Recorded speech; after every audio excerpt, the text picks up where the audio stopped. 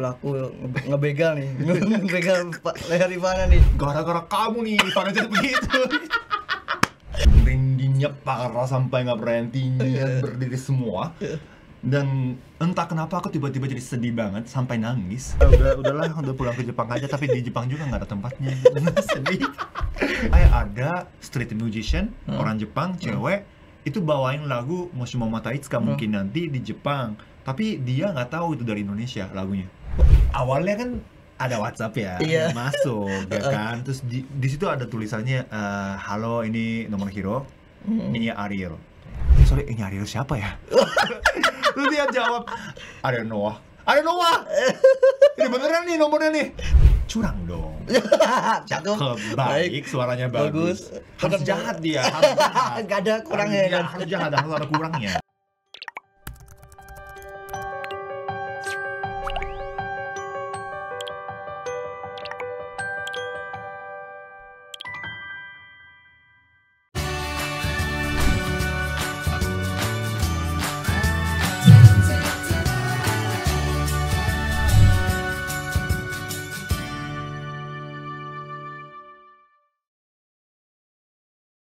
Halo Tribuners, balik lagi di Tribun Corner sama gua Bayu Indra. Kali ini kehadiran Hiroaki Kato. Hai dong. Tepuk tangan dong. Bayu-chan.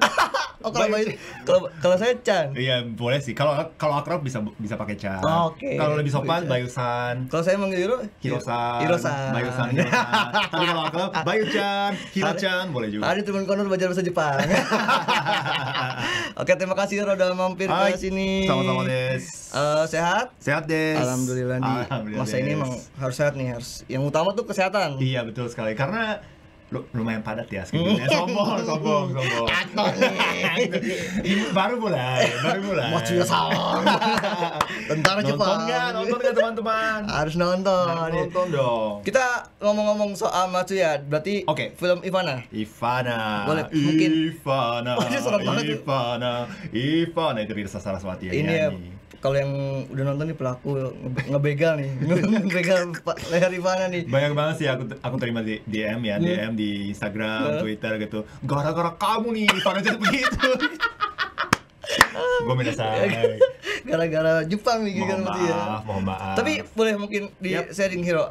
Awalnya kamu diajakin buat main Ivana itu gimana? Ya, karena ini pertama kali kan aku main film. Ini pertama kali.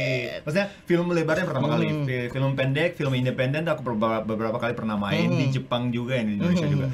Cuma ini film lebar yang benar-benar gede banget itu kan aku ini pertama kali. Dan waktu itu casting sih, casting. Jadi ada tawaran casting ke manajemenku dan manajemennya nanya mau nggak, tertarik nggak ikut casting nih? Ayo, kenapa nggak? Terus aku ikut. Nah itu kan perannya orang Jepang ya, perannya orang Jepang. Cuma waktu itu di casting ada beberapa aktor Indonesia juga yang Chinese gitu. Jadi mereka juga kelihatannya orang Jepang kan. Jadi mereka juga incar yang peran ini. Tapi alhamdulillah saya keterima dari Kimo Stambul. Jadi Kimo Stambul yang lihat langsung sih waktu itu kan audisi gitu. Jadi dia yang milih aku, dan akhirnya aku bisa main di Ivana ini. Wih, beruntung sekali, mungkin timingnya pas juga kali. Emang udah saatnya seperti Hiro tuh udah saatnya seperti yang main film. Sempet nanya-nanya nggak ke Mas Kimo, kenapa kok Mas Kimo milih aku gitu? Pernah. Apa tuh kata Mas Kimo? Karena Mas Kimo kan bilangnya sih filmnya paling dapet, filmnya dapet, auranya paling dapat juga. Karena ini kan harus serem ya. Iya benar. Cuma itu harus serem dan kejam gitu. Jadi waktu aku acting ya kayaknya dapat feel itu gitu ya. Jadi alhamdulillah syukurlah kalau bisa. Tapi kamu emang maksudnya punya pengalaman banyak acting kayak Hiro, cuman karena pas aku nonton juga ini kayak bukan Hiro nih. Nah itu dia. Itu pujian yang sangat bagus buat aktor ya mungkin ya, karena ini dapat banget sangat beda dengan kepribadian aku itu Matsuya. Pengalaman aktingnya sebenarnya aku mulai dari Jepang. Jadi aku sering ikut teater sama musikal. Bukan film tapi teater dan musikal. Lebih ke situ sih arahnya. Emang kalau yang berangkat dari teater sih kebanyakan aktingnya bagus-bagus sih, di Indonesia juga seperti itu. Iya gitu. Apalagi terutama yang ini di dalam Ivana kan ada dua jenis era ya. Iya. Dua era dan ada juga 1990-an dan 1943. Nah, di adegan 43 kan ada 3 aktor, aku, Saiful dan Ivana, ya kan. Nah, Ivana kan Sonia. Si Saiful ini yang Muhammad Khan, itu dari teater juga. Iya, bagus banget, aktingnya bagus banget. Mulai pas waktu dia di lorong bawah itu kan, itu dapat banget. Iya, masih ingat. Itu kan emang dia dapat banyak piala juga tuh di teater. Betul sekali. Jadi dia tuh cara mendalami karakternya juga, atau cara reading, workshop segala macam, aku belajar dari Muhammad Khan sih, jujur.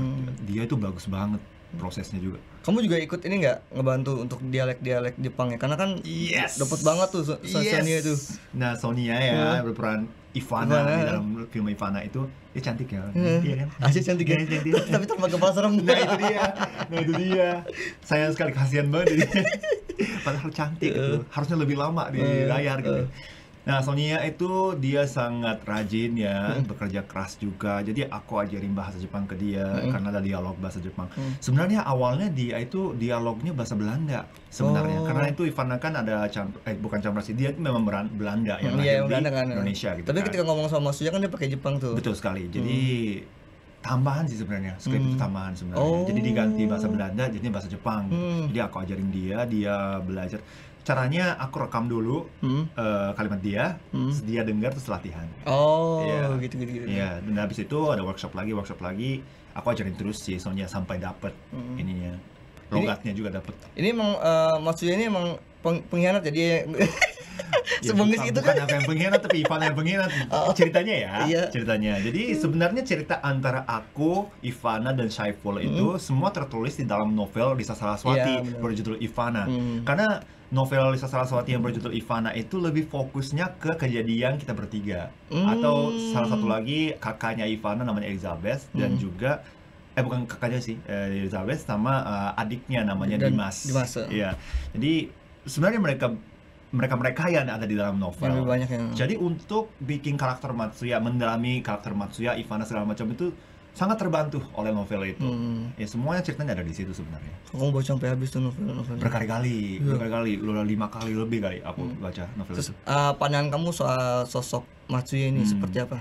Sebenarnya dia itu orangnya tulus dan bertanggung jawab sebenarnya.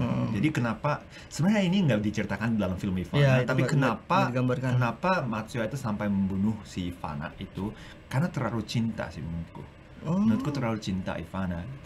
Emang ternyata ada. Dan itu nggak tergambarkan. Sebenarnya mereka tuh pacaran.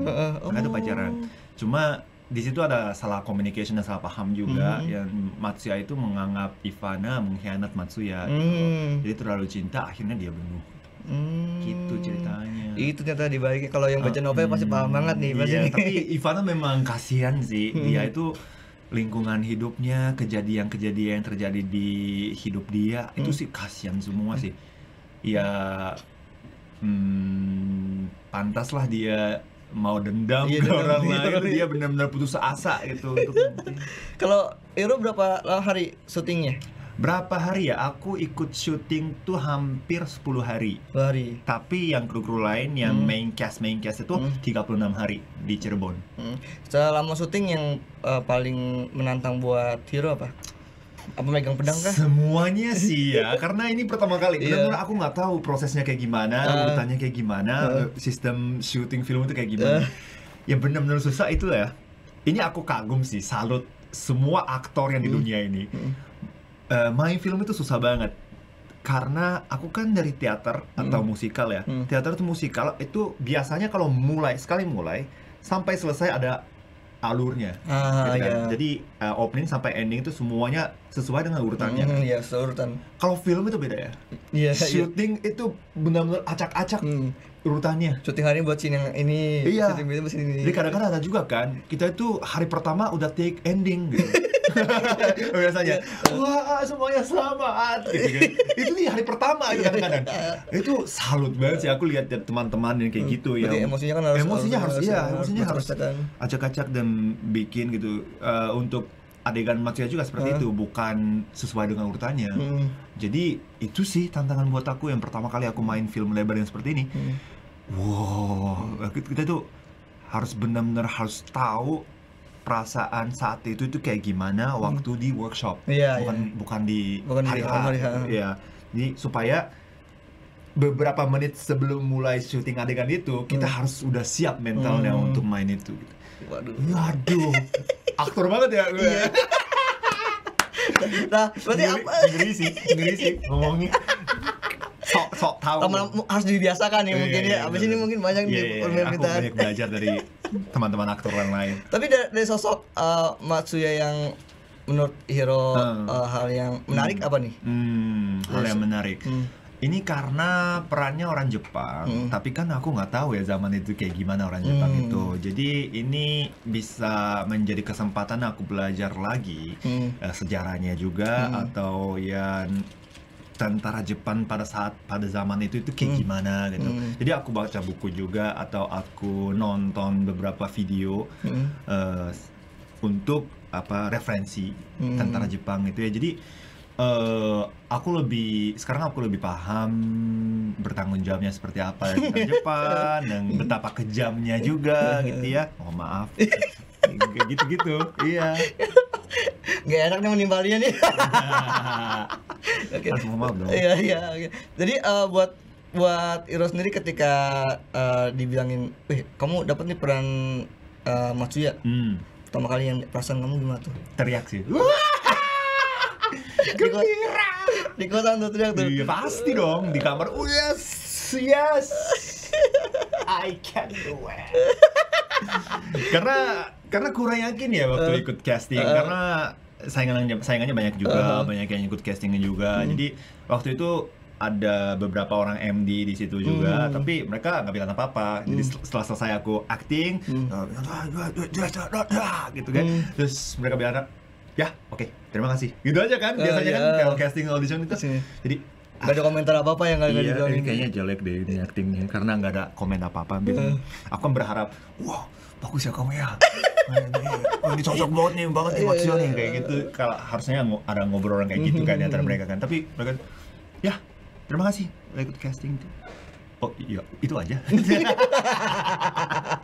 Jadi aku tambah seneng sih kalau dapat telepon dari mereka. Gitu. Oke, pas casting kan nggak ada pujian nih. Nah ketika habis syuting, Mas Kimo ada omongan nggak? Wah Mas Hiro, what up gitu. Mas Kimo itu ya salah satu. Ini semua cast Ivana itu bilang hal yang sama.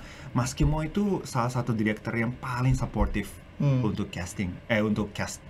Jadi setiap selesai adegan syuting, dia pasti samperin kita.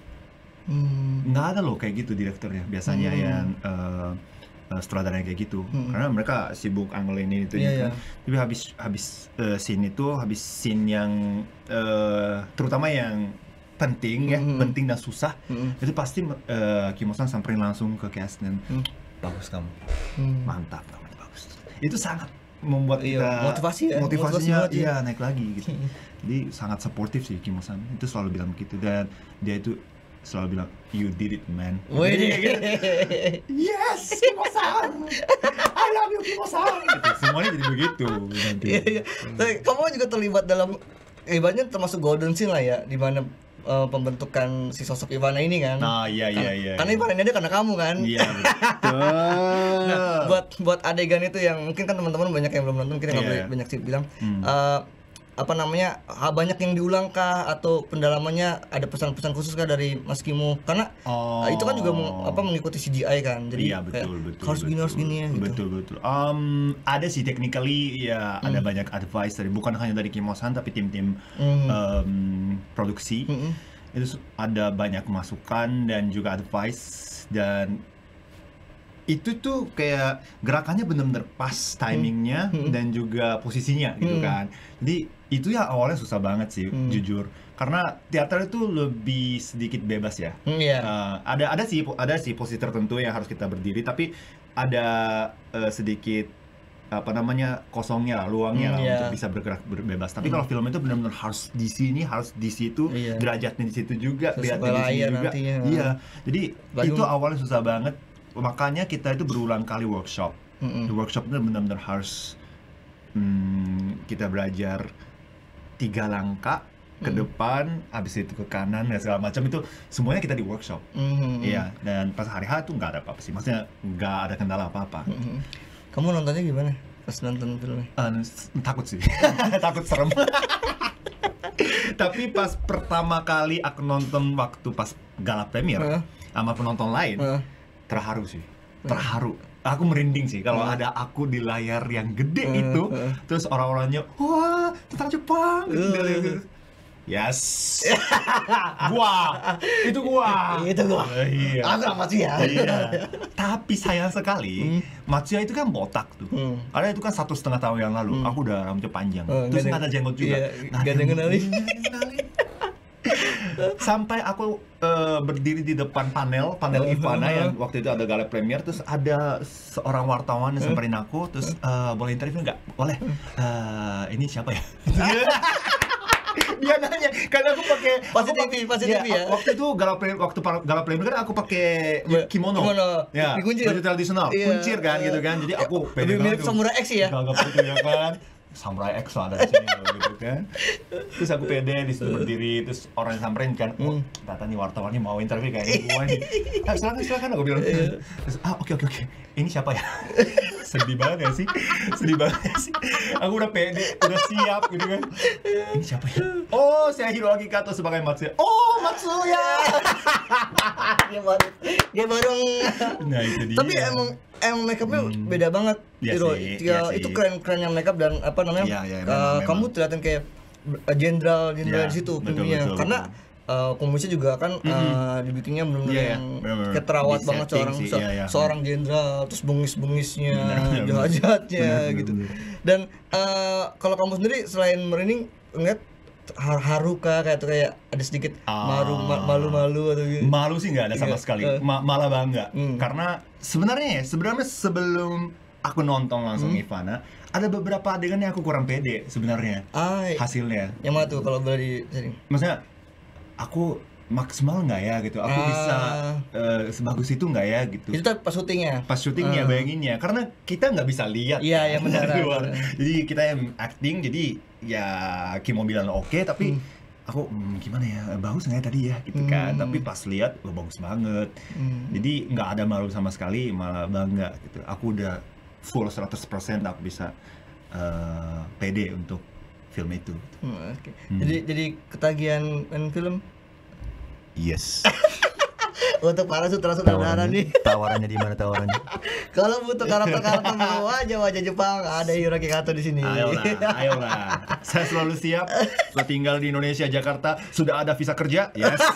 Itu dia. Aman. Yang penting sudah aman bisa berkarir di Indonesia. Terima kasih. Berarti kemarin itu syutingnya 1,5 tahun yang lalu? Ya, syutingnya ya. Itu awal tahun 2021, Desember sama Januari sih, 2020 dan 2021. Itu kan kamu kalau nggak salah sempat bikin lagu yang kamu depresi tuh, yang untuk apa namanya istri kamu. Nata Soso. Iya. Itu sebelum syuting atau sebelum syuting? Sebelum. Berarti setelah syuting kamu udah refresh banget lah ya? Iya, jadi syuting itu benar-benar waktu pandemi banget sih. Iya, jadi untuk single Sankyu itu yang tahun 2021 kan. 2022 ini ya. 2022 ini. Tapi pokoknya syuting itu waktu pandemi banget. Ketat banget protokolnya. Jadi kita ke Cirebon. Cast itu nggak boleh keluar dari hotel. Iya. Jadi bolak-balik tempat syuting sama hotel. Dan kalau mau beli sesuatu di minimarket juga harus minta ke staff. Dan makanannya juga disiapin di depan kamar. Ya kita harus ambil, terus makan di dalam gitu. Itu kayak karantina. Iya, jadi itu susah sih, jujur. Tapi kamu sempat ngerasain horor-horor juga nggak sih di tempat itu? Itu kan tempatnya juga kayak serem banget sih. Nah, lokasi syuting sebenarnya lumayan serem. Itu beneran kosong, tetap beneran kosong dan katanya sih ya bekas pabrik gula di Cirebon.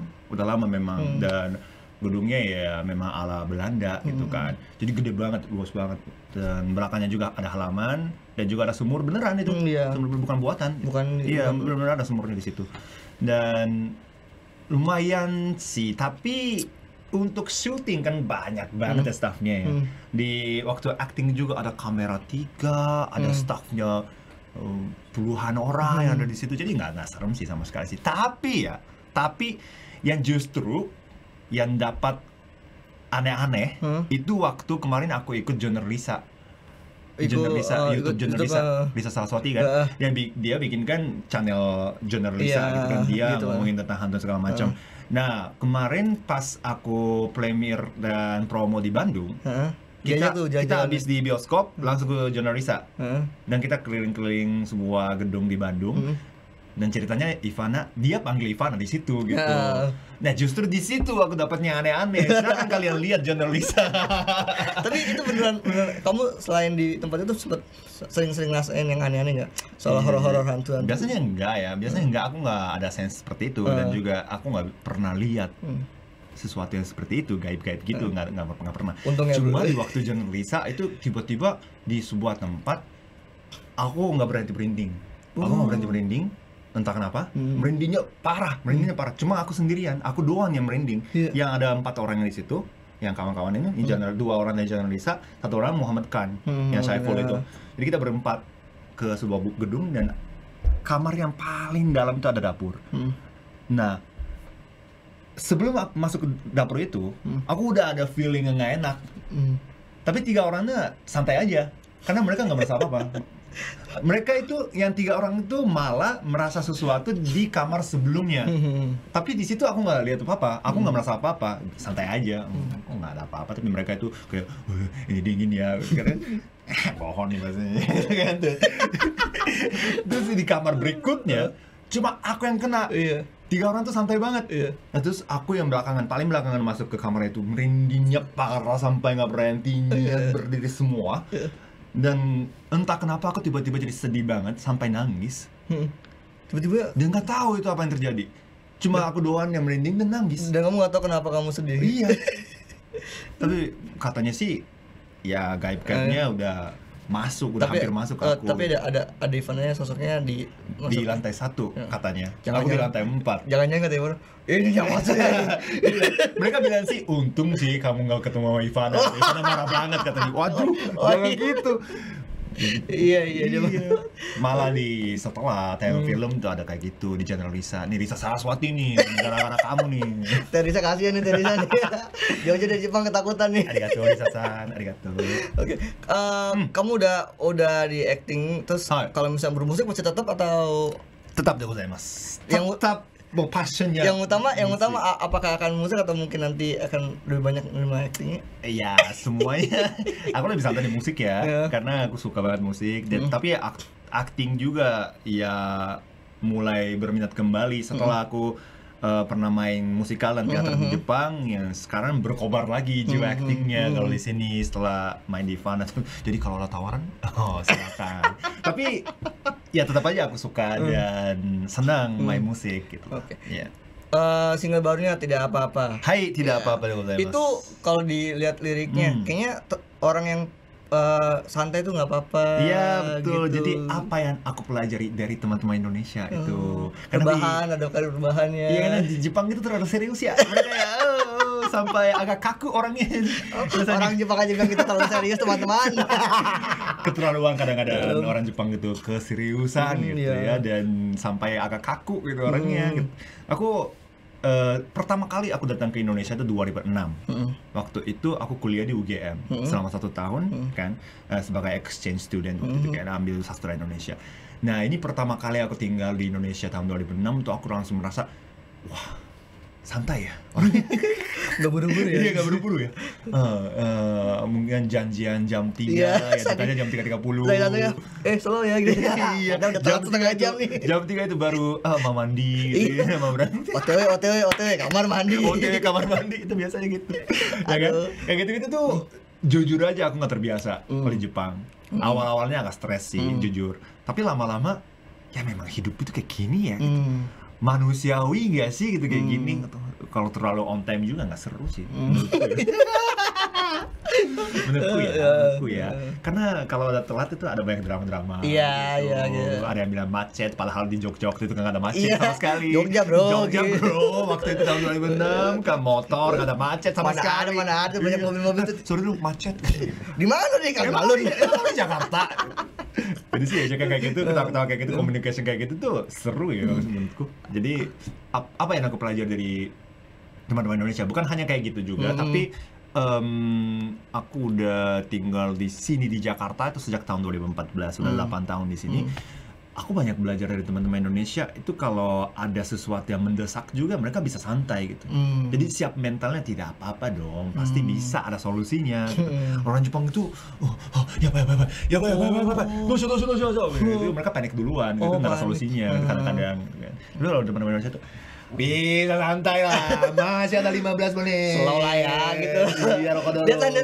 Aduh lah. Ada solusinya. Bisa lah nanti lah, kamu bisa dong. Gitu-gitu tuh. Oh, akhirnya budaya-budaya untuk bukan terlalu santai tapi kayak ya udah relax dulu lah. Relax dulu gitu dulu. ya, itu dia. Kadang-kadang hidup itu pun butuh relax gitu kan. Tapi untuk bikin sesuatu yang sukses, itu juga pasti butuh unsur relaxnya. Kalau orang-orang Jepang itu kadang-kadang lupa yang relax itu menurutku ya. Jadi aku pengen bikin lagu yang bertemakan apa yang aku pelajari dari Indonesia gitu. Itu salah satunya adalah tidak apa-apa. Tapi buat kamu sendiri lebih nyaman untuk bekerja yang seperti budaya orang Indonesia yang masih bisa santai atau yang seperti di negara kamu tuh yang tek semua rapi sesuai ekspektasi, sesuai waktu. Kalau aku cocok dan suka yang ala Jepang, ngapain aku pindah ke sini ya? Itu dia. Udah 8 tahun di sini, berarti ya lebih cocoknya di sini kayaknya sih. Tapi aku salut juga sih cara kerjanya Jepang, etika yang sangat tinggi dengan Jepang. Itu aku selalu salut dan bangga juga gitu. Jadi aku kadang-kadang ya bawa unsur itu ke sini juga untuk tim manajemenku yang belajar bekerja keras. Itu aku bawa etika-etika dari Jepang juga. Campur lah sama Indonesia itu. Iya, yang penting balancing kan. Iya. Tapi kalau kamu sendiri untuk adaptasi dengan kehidupan, pola kerja di Indonesia tuh butuh waktu berapa lama? 2014 itu emang udah benar-benar bisa adaptasi kah atau sebenarnya baru-baru banget ini? Tapi untung aku ada pengalaman tinggal di Jogja ya. Jadi waktu itu kan belum bekerja memang sebagai mahasiswa, tapi cara hidup orang Indonesia itu aku belajar dari Jogja. Dan aku selalu merasa untung banget sih, kota pertama yang aku tinggal itu bukan Jakarta tapi di Jogja. Di Jakarta stres banget nih. Iya, dan Jakarta itu bisa dibilang kayak luar negeri gak sih? Maksudnya memang Jakarta Indonesia juga, tapi terlalu kota dan ini spesial banget ya di dalam Indonesia. Kayak Jakarta, kayak Bali gitu, agak beda nuansanya. Kan kayak Jogja itu sebagian besar Indonesia tuh kayak Jogja kan, maksudnya santai dan juga ada desanya, ada hijaunya gitu kan.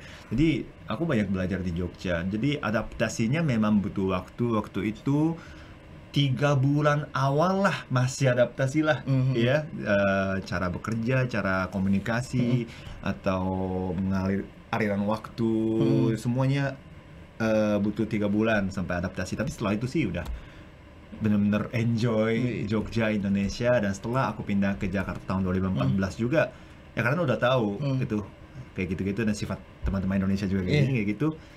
Dan aku banyak belajar dari teman-teman di sekitarku juga. Jadi ya adaptasinya bisa sih. Tapi di Jakarta ya butuh 3 bulan lagi. Mungkin karena Jakarta beda banget sama Jogja. Beda banget, udah jauh banget itu udah beda. Mindsetnya kan Jogja kan. Setelah pindah ke Jakarta, ya kok cepat ya semuanya. Di Jogja masih bisa jalan kaki kemana-mana, masih enak banget mobilnya. Nggak kena macet. Norak banget. Ini kok ada macet banget ini beneran nih. Tiba-tiba kaget. Tapi buat lagu Tidak Apa-apa ini berapa lama nulis sampai jadi lagunya? Sebenarnya idenya emang dari dulu ada. Jadi yang udah lama selama pandemi itu aku selalu mikir lagu ini gitu kan. Melodi melodi sedikit-sedikitnya udah ada di voice note sejak lama sebenarnya. Tapi kenapa mau jadiin lagu sekarang? Itu butuh prosesnya ya 1 bulanan lah untuk bikin lagu. Kenapa? Karena aku itu tinggal di kosan yang sama selama 8 tahun. Sejak aku pindah ke Jakarta, dari Tokyo ke Jakarta sampai sekarang aku masih tinggal di kosan itu. Di Setiabudi. Aku 8 tahun tinggal di situ. Tapi sebentar lagi saya harus pindah dari kosan itu ke rumah di situ di Tangerang Selatan gitu. Jadi aku pengen bikin lagu kenangan juga untuk area sekitar kosan aku. Nah, idenya ada di situ. Jadi lagunya juga ngarapnya untuk itu gitu. Sebelum aku benar-benar pindah ke rumah normal baru. Tapi emang kalau ngeliat video klipnya emang baunya pengen nyantai sih. Nyantai. Bangun tidur, nyiap-nyiapin dulu. Keluar dulu kali ya, makan dulu kali ya. Makan dulu. Jajan dulu kali ya. Iya. Terus masuk, nyiapin dulu. Keluar dulu kali ya. Keluar kali. Keluar mulu. Tapi emang gak beres-beres sih kalau gue lihat nih. Tadi nih di gedung ini tuh ada ruang inspirasi. Nah, seandainya ada itu di rumah. Tapi ya ruang imajinasi aku itu di warteg, kopi, minum kopi di pinggir jalan. Yang itu jual dengan sepeda. Itu apa namanya istilahnya? Starling. Nah, itu Starbucks keliling. Nah itu dia, aku suka banget minum kopi itu. Aku sering beli, ada langganannya memang di Sudirman, itu dekat gedung Astra gitu. Ada namanya Agus. Wah, ya, aku beli dari Agus. Betul, Agus kalau nonton YouTube nih. Ini langganan utama nih. Dia pasti nonton sih. Dia gitu biasanya main Instagram. Terus aku kadang-kadang tanya ke dia. Aku udah tahu nomornya. Oh, kamu ada nggak sih di situ? Oke, aku copy dulu. Oke, Hiro, Mas Hiro. Agus selalu siap gitu. Dan kalau ngomongin video clip itu wartegnya, kemudian tempat-tempat itu yang sering kamu kunjungi memang ya? Yes, memang langgananku semua sih. Pistales gitu tuh ada pisang gorengnya enak, di situ ada warteg yang hampir setiap hari aku makan di situ. Ya, semuanya udah kenal dan tokoh-tokoh yang di dalam video klip itu nggak ada bohong gitu, semuanya udah orang-orang di sekitar aku. Berarti emang benar-benar akan jadi kenangan lah ya. Betul. Ada tukang sampah juga di situ namanya Herman. Oh, iya, Bapak Herman tuh pahlawan kita. Iya, kalau ada dia, bener sampah. Yes. Inilah kalau orang Jepang ke Indonesia nih, ramanya double nih. Tapi berarti tidak apa-apa ini setelah Sankyu ya? Setelah Sankyu, ya. Kalau Sankyu itu dalam tuh kan ini ya, maknanya kan kamu sempat depresi. Betul. Boleh mungkin di-sharing apa sih yang Hiro rasain ketika masa-masa pandemi yang sampai bikin kita sehari itu cuma ngelamun doang betul. Apa namanya di kaca gitu. Mungkin itu hampir semua orang yang bekerja di dunia entertainment gitu merasa hal yang sama. Kita itu sempat merasa useless sekali karena kita nggak bisa kontribusi apa-apa ke masyarakat karena memang kita nggak ada job sama sekali, nggak bisa manggung. Adapun event online di depan kamera, kita nggak tahu itu orang-orangnya reaksinya kayak gimana gitu kan. Jadi kita itu biasanya main musik offline dan tukar energi dengan penonton, itu yang membuat kita lebih semangat lagi berkarya lagi gitu. Jadi karena nggak ada itu, aku sempat depresi, bener-bener depresinya bukan parah ya, depresi ringan mungkin, tapi nggak bersemangat apa-apa, itu melakukan apa-apa. Nah itu waktu itu aku sangat merasa diriku useless banget di dunia ini gitu. Nggak bisa buat apa-apa, ini buat apa ya? Nah mungkin setelah pandeminya selesai, entertainment yang lain jalan lagi juga, nggak ada yang butuh aku lagi kali. Sempat kepikiran gitu. Apa mau pulang ke Jepang aja ya gitu? Iya, udah pulang ke Jepang aja, tapi di Jepang juga nggak ada tempatnya. Sedih. Ya sebenarnya kayak gitu. Tapi istriku, Arina, dari vokalis Mocha, itu dia itu santai orangnya. Karena Indonesia banget ya. Indonesia banget. Tapi kenapa dia santai? Karena dia yakin ini pasti berlalu, ya kan? Badai pasti berlalu gitu ya. Jadi dia tuh santai banget. Ya syukur aja lah, nggak apa-apa, kita masih hidup, bisa makan dan bisa nyanyi juga gitu. Apalagi yang kamu butuh gitu. Popularitas kah? Apakah itu kan nanti aja. Gitu. Tapi kan kita bisa hidup dan seperti itu. Dan ada aku dong di sini, nggak apa-apa kan? Terima kasih Arina-san. Langsung sadar sih. Kamu betul itu sekali. Yang penting ada aku di sini. Aku tidak sendirian jadinya. Gitu.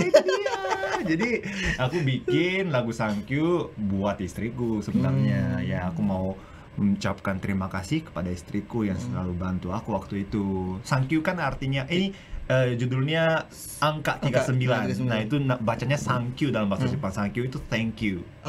Jadi terima kasih artinya. Jadi bahasa SNS lah. Jepang itu angka 39 berarti terima kasih.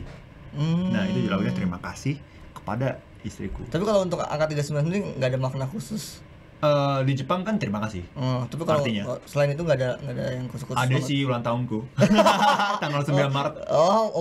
Iya benar. Iya. Dan selain tadi itu apalagi nih yang dilakukan Riana selama kamu depresi? Dia itu tetap menyemangatin aku dia sih. ini kamu nggak senekan apa nggak sih, maksudnya kayak ngeganggu ngebiarin kamu sendirian dulu terus, Iya dia tuh selalu kasih ruang sendiri ke aku. Jadi aku tuh tipe orangnya waktu mikirin sesuatu atau depresinya kayak gitu, aku orangnya mau dibiarkan. Dia sendiri dulu. Nggak begitu mau ngobrol, samperin gitu loh. Jadi dia tuh sangat paham itu. Jadi walaupun kita ada di ruangan yang sama, dia tuh biarin aku sendirian gitu di pojok gitu. Jadi aku mikir terus sendirian. Tapi dia ada di situ, santai, main game. Bukan cuek ya, dia tuh tetap perhatiin aku. Ketika aku butuh sesuatu dari dia langsung samperin. Dan dia tahu banget timing yang dia samperin aku. Nah itu sih sangat membantu ya. Itu mungkin tergantung orang ya. Orangnya mau disamperin terus juga ada kan. Kok nggak care sih gitu ya, marah-marah kayak gitu. Tergantung bahasa love language-nya kan. Tapi dia tuh sangat paham aku. Dia aku mikir sendirian tuh, dia nggak ganggu aku sama sekali. Biarkan. Tapi ya Arina gitu. Udah langsung siap untuk bantu aku. Kenapa? Nah itu dia. Sangat membantu, sangat itu membantu. Kamu berapa lama kayak ngerasa depresi itu, seminggu, sebulan, atau mungkin lebih dari itu? Paling parah sebulan ya. Sebulan. Itu benar-benar diam terus selama seharian. Iya, sebagian diam sih. Sempet kamu kayak emosional nggak di rumah, jadi apa-apa marah akhirnya? Emosional sih enggak. Berarti tapi nggak semangat, nggak bisa apa-apa karena nggak semangat.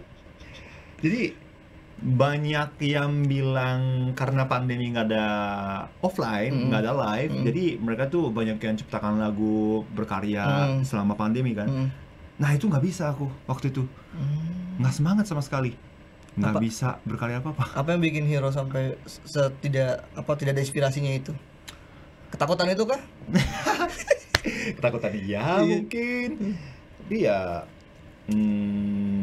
yang rasa uselessnya itu loh ya, yang membuat aku yang kayak gitu. Karena waktu itu karena aku merasa dirinya useless, jadi aku bikin sesuatu juga. Aku nggak bisa berharap orang yang mau denger laguku. Iya. Jadi pesimis banget waktu itu lah. Nggak bikin juga, nggak ada yang dengerin kali gitu waktu itu. Tapi setelah sebulan ya aku disemangati oleh Arina, akhirnya aku bisa merasa ya udahlah, nggak boleh yang kayak gitu terus, jadi harus semangat lagi dan harus berkarya lagi gitu. Ya karena berkarya dan harus ada karyanya lah menyelamatkan aku dari situasi yang sekarang ini gitu. Jadi aku mulai bikin sedikit-sedikit lagunya dari situ. Nah, berarti bangkitnya kamu dari Sankyu tuh? Mulai bangkit. Iya, yang mulai bikin lagu itu karena aku pengen ini, jadi motivasinya aku pengen menyampaikan rasa terima kasih kepada Arina. Itu yang jadi motivasi untuk berkarya lagi, bukan ke orang lain. Gitu ya. Terus ketika denger Arina gimana rasanya? Terharu sih. Tapi dia tuh nggak kayak gitu. Dia orangnya. Oh bagus. Aku sudah payah. Tapi tidak apa-apa, yang penting lagu gue enak. Tapi dia tuh bagus. Dia tuh orangnya sangat tulus terhadap karya. Jadi kalau dia merasa jelek ya dia bilang jelek. Jujur lah ya. Iya, jujur. Dan dia nggak bisa bohong. Jadi dia bilang bagus berarti bagus. Tapi bilangnya ya bagus. Tapi musik kamu masih musik khas kamu loh, Hiro, meskipun kamu udah istrinya seorang Riani Arini itu. Maksudnya nggak ada terinfluence dari Mocha kah atau terinfluence dari Mocha sih pasti ada ya, karena aku sering banget dengerin lagu Mocha. Dan juga Arina juga nyanyi di dalam kamar kan, sering latihan juga gitu kan. Jadi pasti influence-nya ada. Cuma karena aku lahir besar di Jepang, jadi memang sejak kecil aku dengerinnya J-pop terus kan, Japanese pop terus kan, Japanese pop, Japanese rock. Jadi unsur dari Japanese pop itu selalu ada ya. Jadi nggak mungkin hilang. Kalau aku bikin lagu ya pasti ada unsur J-popnya. Dan setelah Sankyu terus kemudian film Ivana rilis, kemudian Tidak Apa-apa rilis, Arina gimana nih? Langsung ikut happy itu nggak? Akhirnya suamiku tidak depresi. Ya itu juga pasti sih, itu juga pasti sih. Oh ini nggak repot, ngurusin suami, tinggal didiemin lagi. Bebas. Tapi dia kemarin benar-benar senang lihat aku di Ivana. Ikut nonton dia? Ikut gala premier. Dia ketakutan nggak? Dia nggak tahu ya, aku karena posisinya beda, kita bangku cast sama bangku Arina agak jauh, jadi aku nggak bisa lihat reaksi dia kayak gimana. Tapi dia tuh ya bilang sih bagus sih aktingnya. Mbak Arina, kamu dingin sekali ya. Tapi dia muji-muji terus sih, selamat ya gitu, Hiro-san gitu. Hiro-san sih, semangat ya Hiro gitu. Iya. Senang banget sih. Pas begitu tahu kamu main film, dia responnya gimana? Ya terima aja kata dia sih gitu. Jadi dia senang juga ikut senang. Wah, kamu terima, wah selamat, semangat. Tapi dia agak-agak khawatir karena waktu itu aku harus potong rambut. Kenapa tuh? Karena aku kan gondrong. 15 tahun aku panjangin rambut waktu itu. Ada 45 cm. Sampai segini rambutnya. Kamu bisa panjang banget ya? Iya. Dan aku harus potong rambut itu. Kamu masih panjang demi rambutnya? Matsuya kan, demi peran Nirvana. Jadi ya aku takin. Cepak ya, dibikin cepak modelnya. Iya, 45 cm. Lumayan loh, 45 cm. Aku donasi sih rambutnya ke, bisa gitu donasi? Ke ini salon kanker apa namanya? Oh, bisa. Orang kanker ya bisa kayak gitu. Bikin wig mereka. Itu begitu kamu memotong rambut ada perasaan rambutku gitu. Kayak patah hati ya. Tapi ini demi film pertamaku. Iya. Demi banget waktu itu. Jadi banyak orang terutama fans-fansku ya, kaget semua. Kenapa tiba-tiba jadi gundul 4 mili? Wah, banyak yang kaget. Ya, tapi lama-lama mereka terima aja sih. Karena aku selalu bilang katanya demi film. Mereka senang. Buat kalau pas kamu ngaca, cocokan botak sama gondrong ayo. Iya. Aku sukanya ya kayak gini sih. Saya gondrong sih. Tapi oke juga. Oke juga ya. Kata ini Arina, kamu gondrong oke juga. Ya bisa juga. Kelihatan muda ya sedikit. Kelihatan lebih muda sedikit. Terus berarti buat kedepannya masih untuk bermusik yang itu aja apa promo-promo yang tidak apa-apa atau ada proyek besar lagi kedepannya buat promo musik? Promo tidak apa-apa, iya pasti kan. Tapi bulan depan aku bakal manggung di Jepang. Setelah 2,5 tahun aku akhirnya bisa kembali ke kota tercintaku Tokyo. Nanti bakal ada Indonesia Festival. Indonesia Festival di Jepang.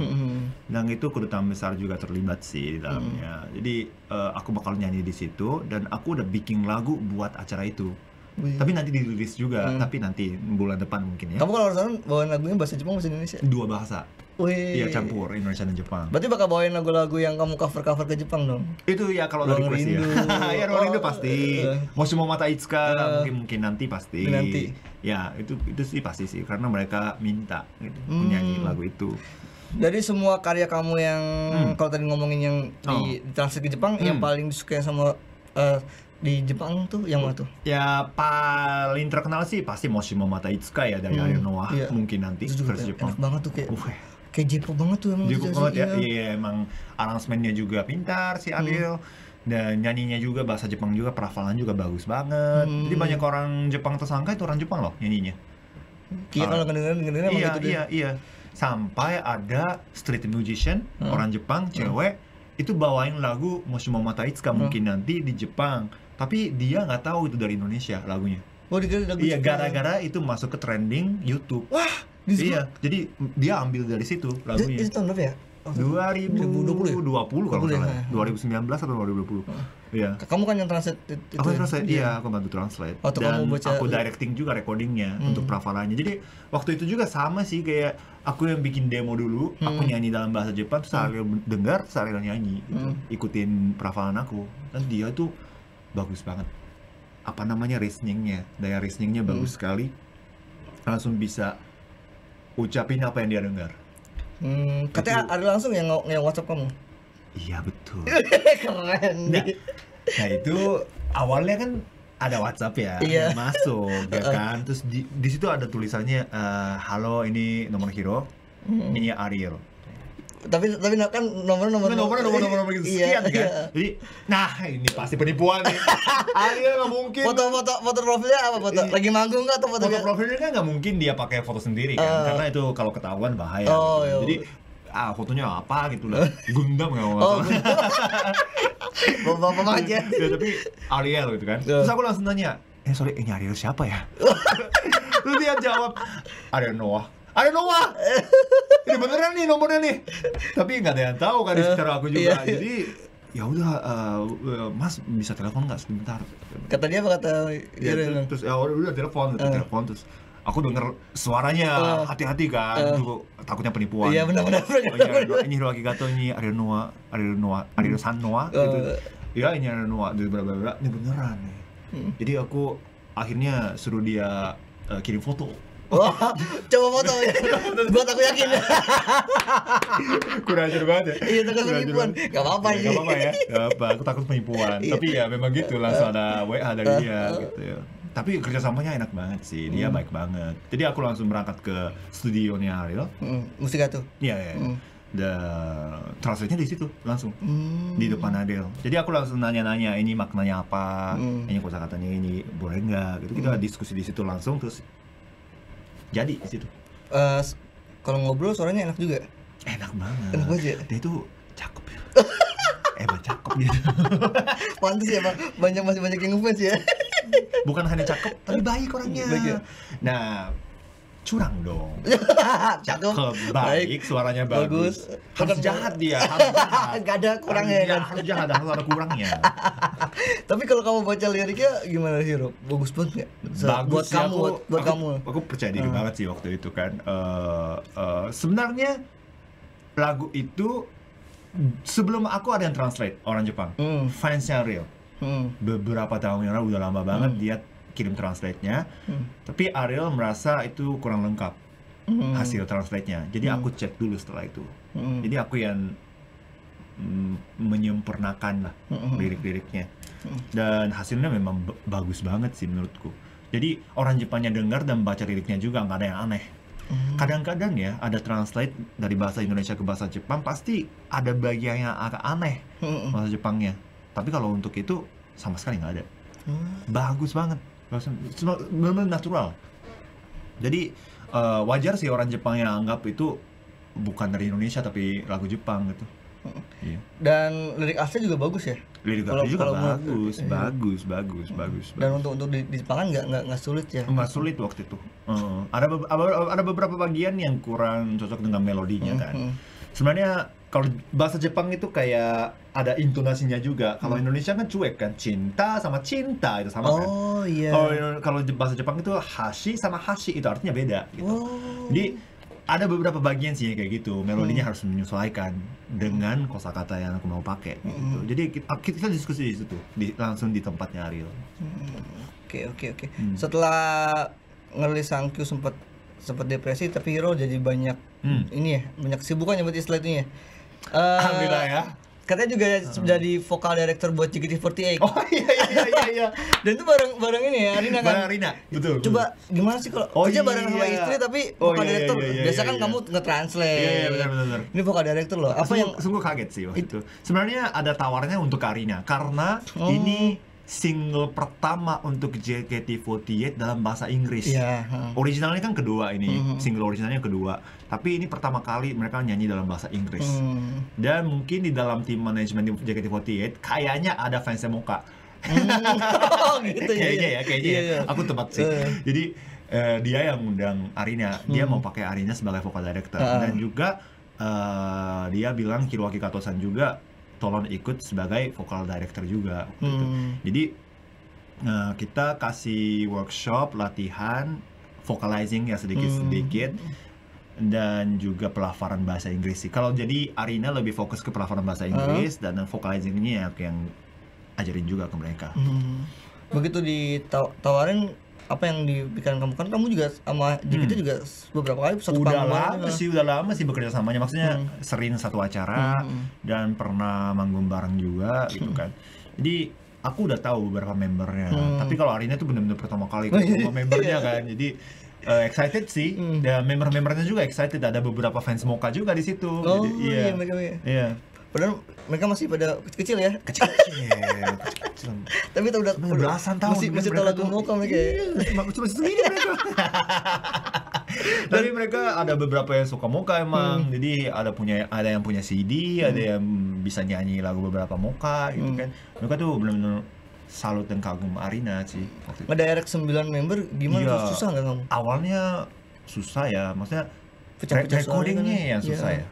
Jadi workshopnya kita kasih materinya sama ke 9 orang semua. Tapi latihannya kan harus ada kalimat masing-masing ya. Jadi bagian masing-masing tuh harus latihan satu persatu gitu kan.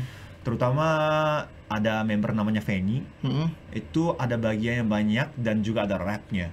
Rap bahasa Inggris. Nah di situ sih Arina kasih les private ke Fanny karena Fanny harus latihan banget ya, soalnya kan rap bahasa Inggris nggak mudah ya. Dan recordingnya ya memang lama sih karena harus take 9 orang kan. Iya, tapi kita so far enjoy dan hasilnya memuaskan sekali. Karena udah 2 juta viewers lebih ya di YouTube ya. Tapi suara mereka benar-benar enak ya aslinya. Kan maksudnya kalau off air itu. Iya, enak sih. Maksudnya mereka gampang diolah gitu. Yang penting mereka rajin sekali. Rajin banget karena tengah kesibukan mereka tuh sibuk banget ya. Setiap hari ada show di teater JKT48 dan RDFX. Jadi mereka memang sibuk banget. Setiap hari pasti ada kegiatannya. Tapi setelah kegiatan mereka itu rajin sekali latihan.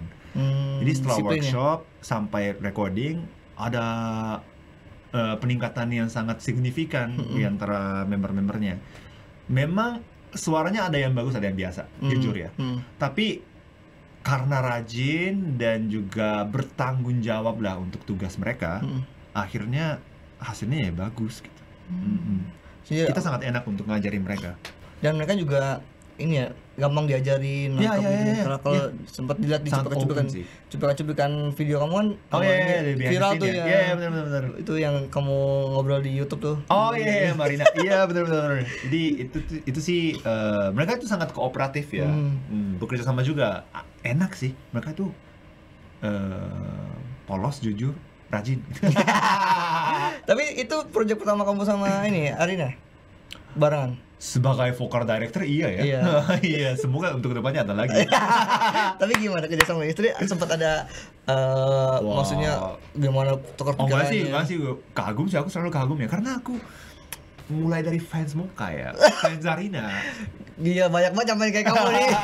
Jadi fans jadi 2006 waktu aku kuliah di Jogja, kan pertama kali aku lihat Mocha nih manggung di Jogja, indie festival apa gitu. So aku di baris yang paling depan gitu lihat dia, cantik ya, manis ya. Iya.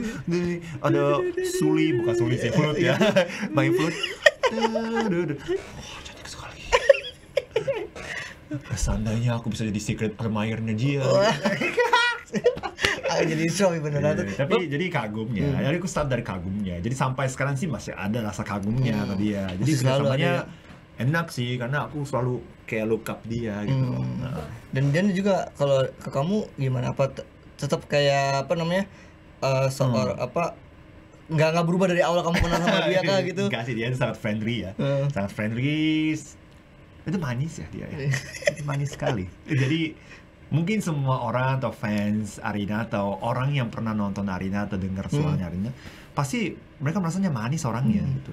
Memang iya gitu. Sifatnya juga nggak berubah gitu. Di rumah juga iya, di luar juga iya. Jadi ya enak, santai sih. Kamu pertama kali ngobrol sama dia kapan tuh? Yang setelah nonton? Sebenarnya lewat DM sih. Pertama kali itu lewat DM MySpace. MySpace. Ada dulu banget. Ada yang ingat nggak MySpace? Yes. Jadi ngobrolnya DM dulu. Setelah itu 1 tahun kemudian lah baru pertama ketemu, kita makan bareng. Ceria sih orangnya, ceria manis. Gitu. Wah, manis sekali, gemes sekali.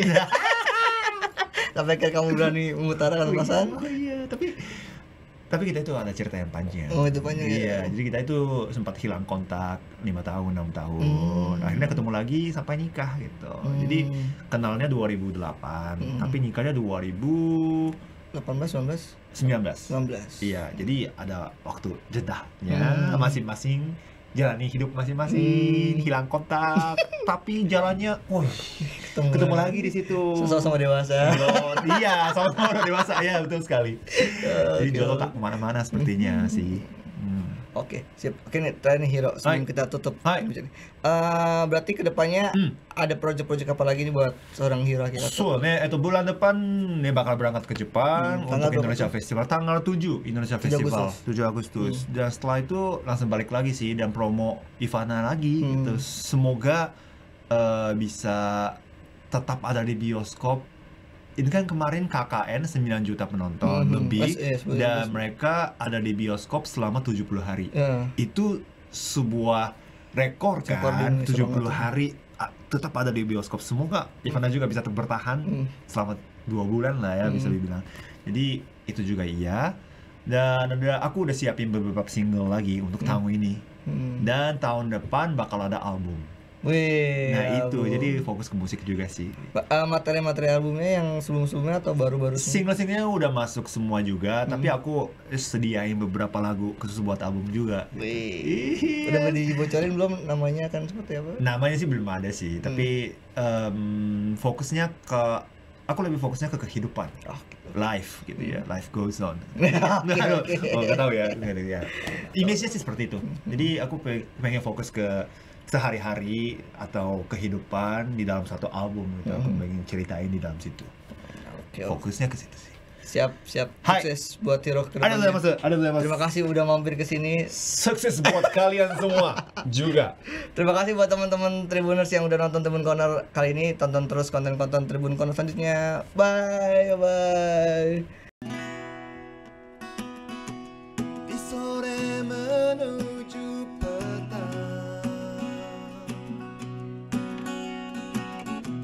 dan kantuk mulai menyerang, keseduh secangkir kopi hitam, ditemani singkong goreng garam, lewat Kucimbelan 3 menguap lalu merentang, menatapnya buatku terbuai, ingin rasanya rebahan dan santai, seni sore yang cerah, langit tampak memerah,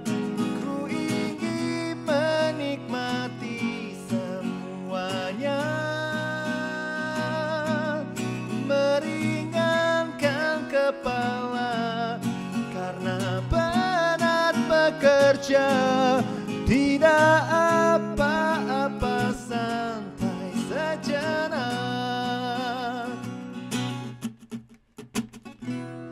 coba balik bekerja, laptop siaga menyala, tapi mataku susah terbuka, teringat Kucimbelan yang menguap, sedih sore yang cerah, langit tampak memerah, ku ingin menikmati semuanya, kepala karena penat bekerja, tidak apa-apa, santai sejenak.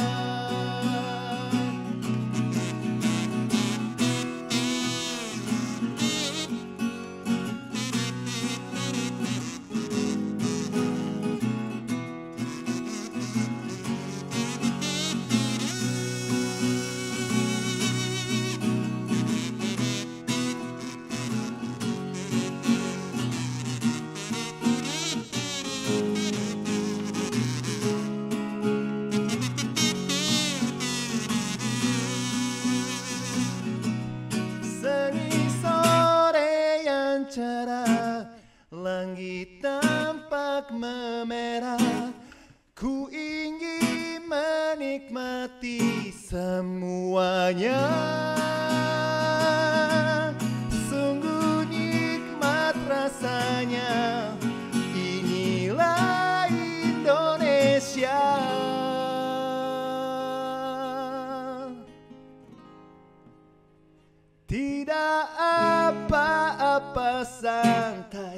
wajana